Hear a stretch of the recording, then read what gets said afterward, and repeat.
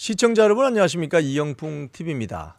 소설가 한강씨가 노벨 문학상을 수상했습니다. 정말 대한민국의 경사가 아닐 수 없습니다.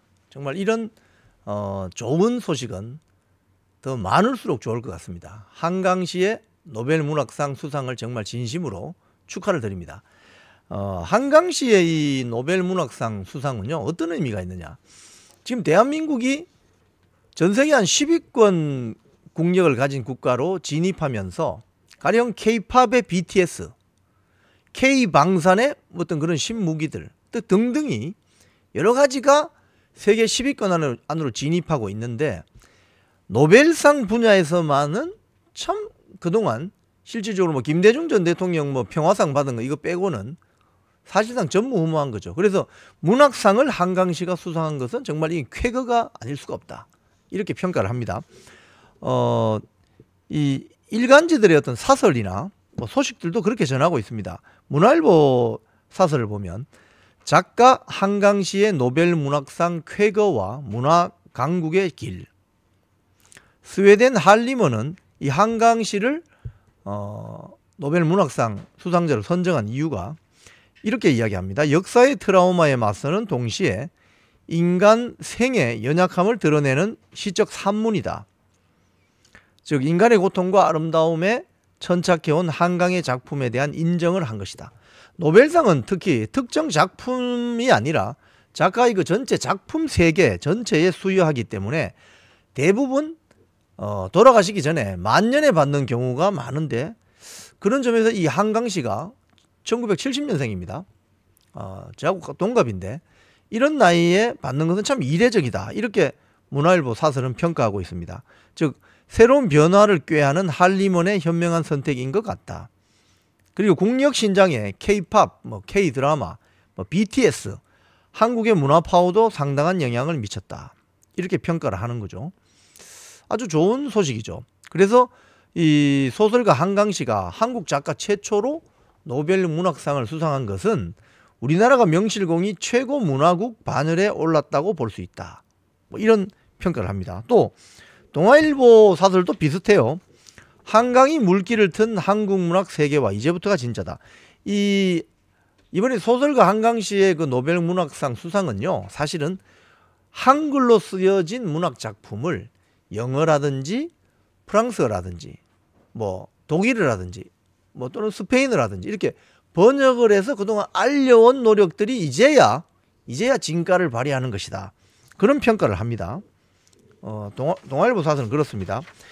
이 개인적인 성취일 뿐 아니라 1922년 구운몽의 영어 번역본 출간을 시작으로 그동안 100년 정도 한국 문학을 해외에 알려온 노력이 맺은 결실이라 해야 될 것이다. 또 소설가들의 말에 따르면 한강의 노벨상 수상은 고통과 순환의 치유자이자 해결자였던 한국인과 한국 문학이 걸어온 길 위에서 거둔 빛나는 성과다. 한국 문학은 한류의 뿌리를 넓고 깊게 내리게 하는 원천 콘텐츠로서도 가치가 높다. 그래서 중국과 일본에 한참 못 미치는 해외 한국 문학 강좌 개설도 지원해서 고급 독자들을 키워야 한다. 한국 문학의 세계화는 이제부터 다시 시작이다, 이렇게 평가를 하고 있습니다. 자, 그런데 이 한강씨의 그 노벨 문학상 수상과 관련해서 또 정치권이 이를 정치적으로 악용하기 시작했습니다. 조국 당의 대표 조국, 어떻게 이를 평가하고 있느냐? 본인의 페이스북에 5.18을 폄훼한 자들, 김대중을 빨땡땡으로 몰았던 자들, 한강을 문화예술 블랙리스트에 올렸던 자들은 부끄러워할까? 이런 망발을 일삼은 자들은 반성 없이 여전히 활보하고 있다, 이런 식으로 이야기를 합니다. 아주 정치 공세를 하는 거죠.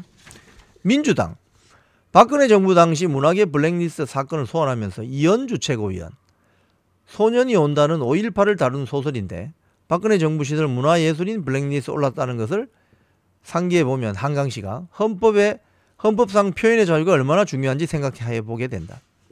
김병주 최고위원, 사상적 편향성을 트집잡은 어려움을 이겨내고 세계적인 성과를 낸 작가 한강씨가 자랑스럽다.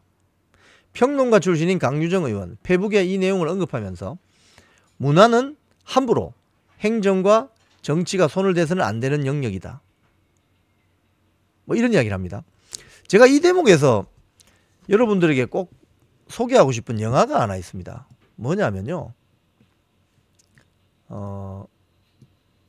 이 영화입니다. 패왕별이라는 영화인데요. 패왕별이라는 영화입니다. 오른쪽에 보면 제 지금 화면 위쪽에 있는 패왕별이 영화의 포스터도 나옵니다. 이 패왕별이라는 영화는 중국의 고전 항우의 비극적인 말년을 담은 대표적인 고사이며 이 사면초가라는 또 사자성어도 있죠. 이를 바탕으로 하는 경극 작품이 이 영화의 주요 소재인데 이 화면에 나오는 이 배우가 경극을 하는 배우입니다. 이제 여성 역할을 하죠. 자, 그런데 저는 이 영화를 보면서 어떤 생각을 했냐면요. 이제 패왕별이라는 영화가 있습니다. 이 패왕별이라는 영화를 한번 보실 수 있으면 한번 관람해 보시는 것도 좋을 것 같습니다. 저는 이 영화를 보면서 이런 생각을 했습니다. 방금 평론가 출신의 강유정 의원이라는 사람이 이런 이야기를 했죠. 문화는 함부로 행정과 정치가 손을 대서는 안 되는 영역이다. 정치인들이 뭐 이현주나 김병주나 조국이나 이런 정치인들이 한강시의 이 노벨 평화상 수상 소식을 가지고 정략적으로 이용하려 들고 또 다른 색을 입히고 뭐 윤색을 하려 들고 정치적으로 공세하기 위해서 이 소재거리로 쓰면 안 되는 거예요. 왜냐? 제가 드리고 싶은 말씀은 이겁니다. 한강시의 문학 작품이 가지고 있는 사상적인 베이스에 대해서 찬성하는 사람도 있지만 반대하는 사람도 있어요. 분명히. 노벨 문학상을 타게 되면 이게 전부 다 면제가 됩니까? 노벨 문학상 탄 작품들은 모든 인류가 박수쳐야 되는 문학 작품입니까? 그건 아니죠. 그 작가의 어떤 그런 정서, 인류애를 대변하는 정서를 한림원에서 평가를 해준 것이지 한강시의 작품이 모든 인류가 다 찬성하고 박수치고 환호해야 되는 작품은 아니라는 것입니다. 자, 패왕별이라는 영화를 제가 왜 말씀드리냐. 이 경극 영화에 나오는 이 배우 두 사람 다 남자인데 한 사람은 남자 역할, 한 사람은 여자 역할을 합니다. 그런데 본인들은 경극 역할, 그러니까 경극 연극을 했을 뿐인데 일본군이 침략하니까 그 영화에 보면 나와요. 일본군이 중국 대륙을 침략하니까 일본군이 자금성으로 이자들을 부릅니다.